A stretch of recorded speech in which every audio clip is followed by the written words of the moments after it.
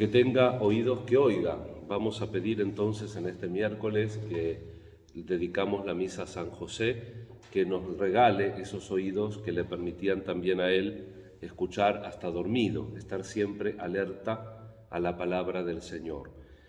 Y en el texto que comenzamos del Evangelio según San Mateo, este capítulo 13, que nos va a acompañar hasta el viernes de la otra semana, es la sección de parábolas. La parábola que hemos comenzado parecería que fue la versión original, según un gran estudioso de la Biblia y el mejor conocedor de la época de Jesús, que fue Joaquín Jeremías. Este autor nos dice que el núcleo de esta parábola más primitivo, el relato más primitivo de esta parábola, que después terminó escrita, habla de la eficacia de la palabra de Dios. Era muy ruda la manera o rudimentaria, mejor dicho, la manera de sembrar en la época de Jesús, porque como nos dicen las parábolas, que son tomadas de la vida cotidiana, efectivamente el sembrador primero tiraba la semilla a la tierra y luego araba, por eso se perdía mucho. Y no podemos pensar en la manera de arar moderna y en la manera de arar manual que había en ese momento. Y por eso había un montón de semilla que caía a la orilla del camino, etc. Por lo tanto, una cosecha de un 10% era una cosecha aceptable, era una cosecha buena. La semilla de la palabra de Dios, en el menor de los casos, daba el 30.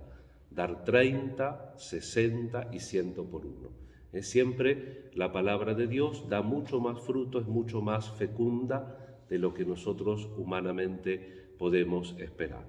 Y después este autor y la mayoría de los comentaristas y exégetas del Nuevo Testamento coinciden en que la que vamos a tener seguidamente en la explicación sería una especie de agregado tomado de otras predicaciones de Jesús. Como sea, no deja de ser preponderante siempre en el tema de las semillas la acción de Dios. También se acuerdan esa muy paradigmática del que siembra la semilla y se va a dormir porque sea que duerma o se levante, la semilla crece porque crece por la fuerza de Dios. Eso mismo que le va a decir Pablo a la comunidad cuando se peleaban: yo soy de Apolo, yo soy de Cefas, yo soy de Pablo. Dice: ¿quién hace crecer la semilla? Y después más contundente: ¿quién murió por ustedes? Por tanto, confiar en la fecundidad de la palabra de Dios. Y después una muy pequeñita reflexión sobre el Éxodo, que es un texto que lo conocemos bien, que seguramente lo meditamos año tras año en la Pascua. Sobre todo el texto de ayer es obligatorio en la vigilia pascual con su salmo. Vemos aquí cómo ya ha pasado el Mar Rojo, el pueblo se olvida de todo y ya está extrañando las ollas de carne y el pan hasta saciarse. Y entonces el Señor tiene que hacer el milagro de las codornices y del manú, que es esto, de esa especie de rocío, de cosa de los árboles, dicen los estudiosos, pero bueno, que les servía como pan y que de alguna manera les tranquilizó en la ansiedad. La reflexión es muy sencillita, es cómo nosotros tomamos nuestros momentos de adversidad, porque el desierto también es un lugar de purificación. Cuando uno se retira al desierto, el desierto es un lugar para el encuentro con Dios. En la tradición también espiritual es un lugar de la tentación, precisamente por las tentaciones de Jesús en el desierto, también anticipadas por el profeta, que en el desierto tiene miedo hasta que la brisa suave descubre la presencia de Dios. Pero el desierto también es un lugar de purificación. Entonces, en el camino de la vida, cuando pasamos por estos momentos, que nos falta esto, que nos falta lo otro, o peor todavía, cuando pensamos que todas las cosas nos salen mal, que nada está bajo nuestro control, ¿cómo reaccionamos? ¿Dónde ponemos nuestra confianza? Porque, fíjense, Moisés se identifica con el pueblo, pero el enemigo del pueblo, si nosotros tomamos el texto como lo hacemos mirándolo desde afuera, el enemigo de Moisés no es el desierto. El enemigo de Moisés es el pueblo que no se adecua a lo que el Señor le va pidiendo, no moldea su corazón.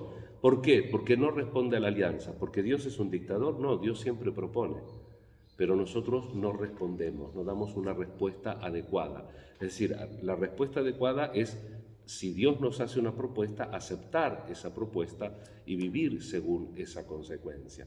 Inclusive cuando uno no comparte lo que el otro dice, ya no en el plano de la vocación o de Dios o de la fe, también uno exige escuchar, asumir lo que el otro le dice. Esto es muy difícil y esto trunca el diálogo y trunca también entonces nuestra percepción de la realidad. Y entonces muchas veces la realidad supera o aplasta, porque no se la toma en consideración con todos los elementos pertinentes.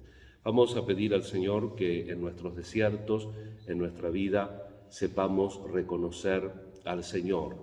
Es el Señor que nos da, va a decir el Nuevo Testamento, el Evangelio de Juan, el verdadero pan del cielo.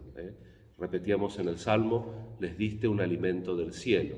Y nosotros ahora estamos comiendo ese alimento, ese pan del cielo que es la palabra y la Eucaristía. El Señor nos sigue dando el maná y las codornices, la palabra y la Eucaristía. ¿Es de verdad nuestro alimento? No digo que sean misticoides, no digo que vivan de la Eucaristía, porque alguna cosita tenemos que comer también.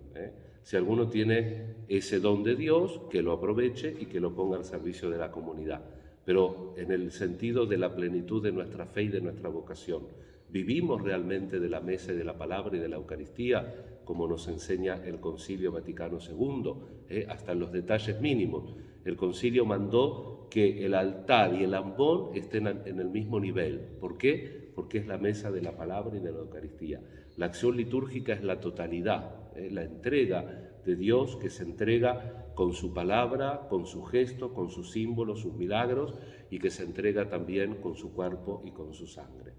Nos encomendamos nuevamente a San José, lo ponemos como intercesor por las intenciones que le hemos pedido en la misa y por las que guardamos en nuestro corazón, y le pedimos que siempre nos dé ánimo, fortaleza, confianza, para que vivamos fructuosamente nuestro desierto y que también su palabra en nosotros dé los frutos que el Señor espera.